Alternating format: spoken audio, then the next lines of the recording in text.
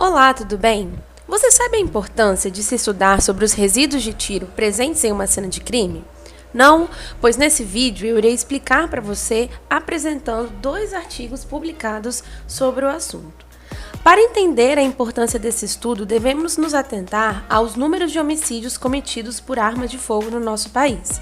Segundo dados publicados pelo Anuário Brasileiro de Segurança Pública em 2022, no ano de 2021, as armas de fogo foram utilizadas em 76% de todos os homicídios no Brasil. De acordo com os dados do Sistema de Informação de Mortalidade, em comparação com 2020, esse número cresceu, o que nos leva a refletir o que pode ter ocasionado esse fato.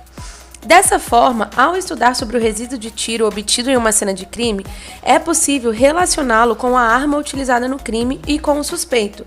Isso pois o resíduo de tiro é derivado da munição. A munição ela é composta por um projétil, estojo, a pólvora e a mistura iniciadora.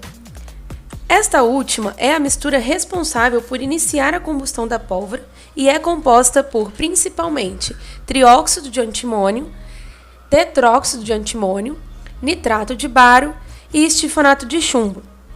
Geralmente, essa mistura ela é comprimida pelo percursor, onde os cristais de estifonato de chumbo e de antimônio são quebrados, iniciando a combustão, como a gente pode ver no vídeo ilustrativo. A combustão da pólvora ela irá gerar um volume de gases, fazendo com que o projétil seja expelido para fora do cano da arma, junto com os resíduos sólidos, que é essa fumaça que a gente pode ver no vídeo. Nesse momento, os componentes metálicos são volatilizados e condensados, dando origem a pequenas partículas esféricas, caracterizadas como resíduo de tiro, ou GSR. Esse resíduo vai ser formado principalmente por chumbo, bário e antimônio. Como nós podemos observar, essa fumaça faz com que os resíduos sólidos permaneçam não só dentro do cano, mas como também ao redor do tambor e também atingindo as mãos, braços e cabelos e roupas do atirador, além de se espalharem na cena de crime. Visto então a importância de estudar sobre o GSR, o primeiro trabalho que irei apresentar para vocês é o de título Análise de resíduos de tiro produzido por pistola calibre .38 usando a espectroscopia de emissão óptica acoplada com plasma indutivamente. Nesse trabalho, Vanini e colaboradores realizaram 3 estudos. O primeiro era para saber qual a melhor região de coleta nas mãos de um atirador. O segundo estudo era para saber como a lavagem das mãos reflete na sensibilidade da análise. E o terceiro, em relação ao qual o melhor tipo de coletor. A coleta ela foi realizada, então, em 6 voluntários, sendo 3 homens e 3 mulheres. A quantidade de disparos efetuados pode ser vista no quadro a seguir, onde nós tivemos uma coleta no branco, uma coleta depois de 1 disparo, uma coleta depois de 3 disparos e uma coleta depois de 5 disparos. Ao total, foram 36 amostras para cada região da mão coletada e para cada voluntário. E a sequência de coleta ocorreu na seguinte ordem. Primeiro foi coletado antes do disparo. Para um estudo, foi feita a lavagem das mãos e foi coletado após um disparo. Após esse primeiro disparo, novamente foi realizada a lavagem das mãos e foi coletado novamente após 3 disparos, feito a lavagem das mãos, coletado após 5 disparos. Como foi realizado o estudo para ver como a lavagem das mãos pode afetar a capacidade de detecção do GSR, foi feita a coleta sem lavagem e com lavagem. E os suaves utilizados foram armazenados em tubos Falcon de 15 ml, contendo uma solução de 2 ml de solução de HNO3 a 10%. Como eu disse, essa coleta ela foi realizada em 4 regiões das mãos dos atiradores, dos voluntários. A palma, o dorso, o polegar e a palma do dedo indicador. E o dorso do polegar e do dedo indicador, TF palm e TF back. Para a coleta, os seguintes métodos foram utilizados. Usamos primeiro wasabi secos, umedecidos com solução de EDTA e umedecidos com água. Para a coleta do GSR com os coletores tipo fita, que foi uma testagem também, um estudo feito pelo artigo, 2 espátulas foram fixadas nas extremidades da fita, produzindo uma área de coleta em torno de 3 centímetros cúbicos. As fitas testadas foram adesivo, fita dupla face, adesivo gesso e fita scotch. As amostras coletadas com suave foram digeridas em um banho ultrassônico por 20 minutos.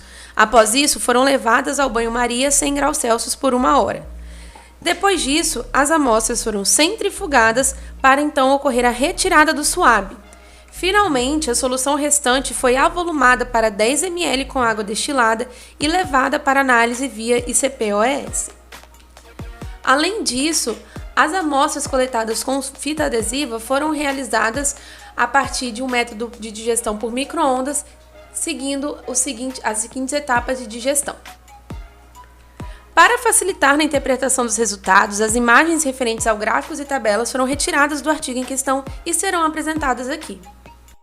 O primeiro resultado apresentado pelos autores é essa tabela, que irá apresentar as concentrações de chumbo, bário e antimônio encontradas nas 4 regiões das mãos analisadas. Em todos os casos, um aumento na concentração do GSR pode ser observado em função do número de disparos, como a gente vê aqui na tabela.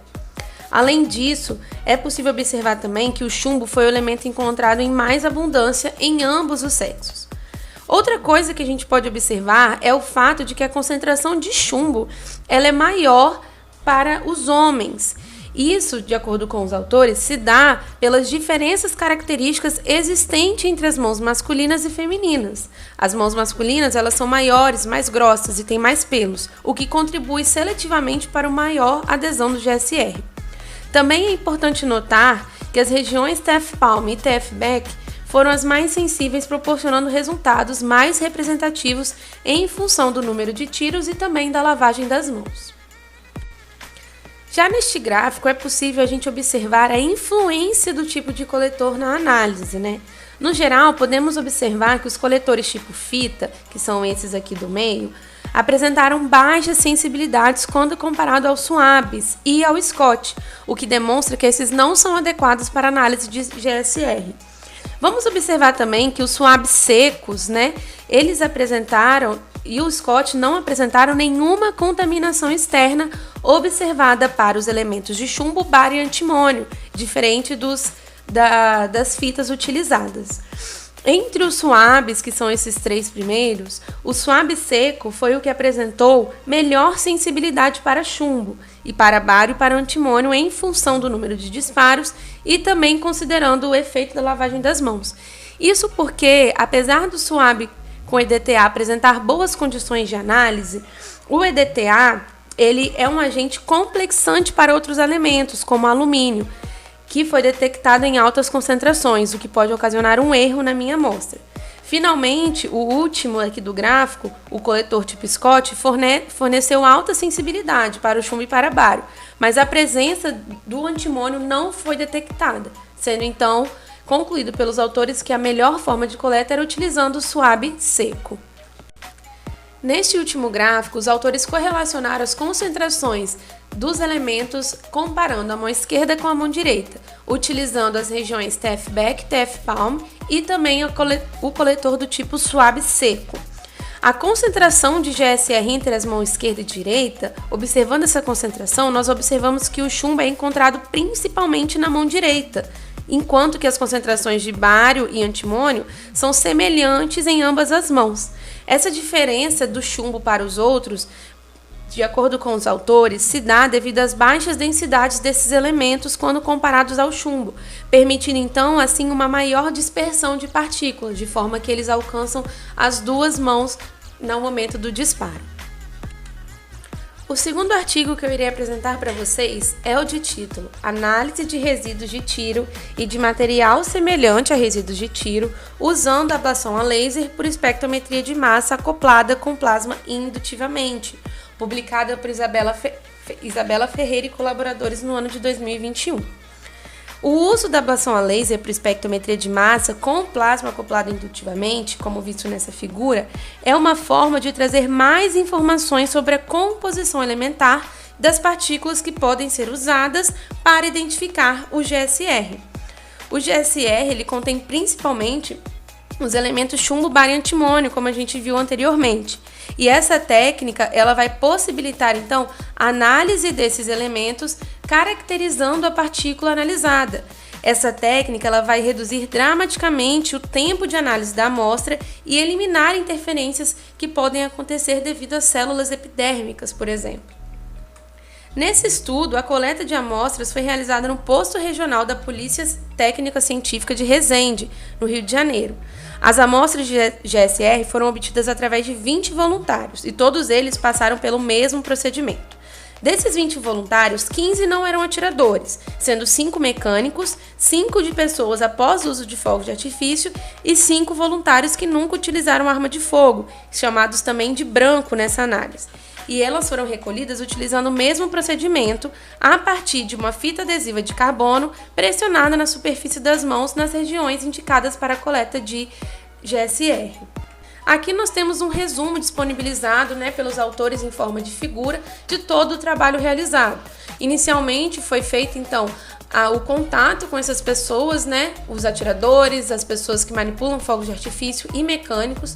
Depois foi realizado essa coleta nessas regiões das mãos. A amostra foi levada para o laboratório, onde sofreu então um processo de ablação a laser e foi analisada pelo ICP-MS. Os resultados obtidos, eles foram normalizados de intensidades para cada isótopo e foram agrupados linhas por linhas para a construção das imagens que seriam avaliadas. Para essa tarefa, as intensidades que foram obtidas então no ICP-MS foram exportadas para o software MATLAB e de lá elas foram elaboradas. Para as análises realizadas nos voluntários que nunca atiraram e nas pessoas que manipularam fogos de artifício, foram observados valores baixos, próximos ao limite de detecção, como nós podemos observar.